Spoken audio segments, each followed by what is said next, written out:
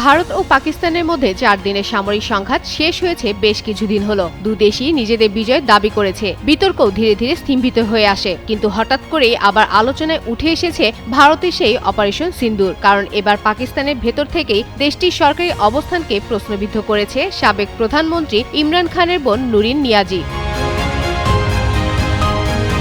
নুরিন দাবি করেছেন অপারেশন সিন্দুরে ভারত সফল হয়েছিল, আর পাকিস্তানের সেনাবাহিনী সেই ব্যর্থতা আড়াল করতেই জনগণের সামনে বিজয়ের গল্প তুলে ধরেছে। প্রশ্ন উঠছে, এতদিন পর কেন এই ইস্যু সামনে এলো? মিনিস্টার বিশ্বকাপে দেশ কাঁপানো অফার।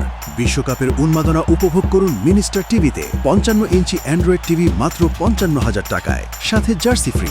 এটি কি শুধু ব্যক্তিগত মতামত, নাকি পাকিস্তানের অভ্যন্তরীণ রাজনৈতিক দ্বন্দ্বের নতুন প্রকাশ, নাকি এর পিছনে অন্য কোনো রাজনৈতিক বা কূটনৈতিক বার্তা রয়েছে?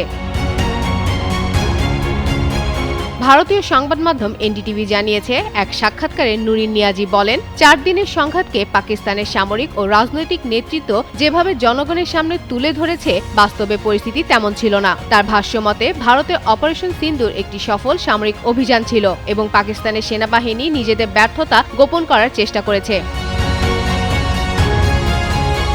এই মন্তব্য প্রকাশের পরপরই পাকিস্তানের national cyber crime investigation agency NCCIA Imran বোনকে তলব করে।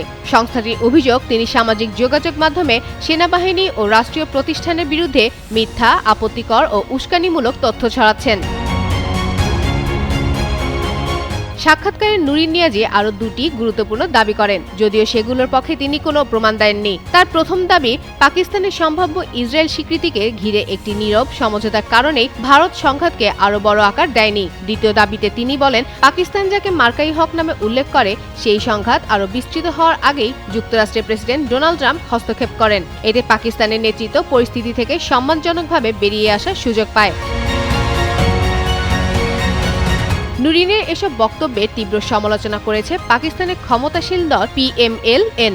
দলটির নেতাদের দাবি, তার মন্তব্য দেশের জাতীয় স্বার্থের বিরুদ্ধে এবং পাকিস্তানের অবস্থানকে দুর্বল করে। এদিকে বিশ্লেষকদের মতে, নুরিন নিয়াজির এই মন্তব্য শুধু অপারেশন সিন্দুর নিয়ে নতুন বিতর্কই তৈরি করেনি, বরং পাকিস্তানের অভ্যন্তরীণ রাজনীতি ও সেনাবাহিনীর ভূমিকা নিয়ে পুরনো প্রশ্নগুলোকেও আবার সামনে নিয়ে এসেছে। তাই প্রশ্ন থেকেই যাচ্ছে যে, এই বিতর্ক কি কেবল অতীতের একটি সামরিক সংঘাত নিয়ে, নাকি পাকিস্তানের বর্তমান রাজনৈতিক বাস্তবতার প্রতিফলন?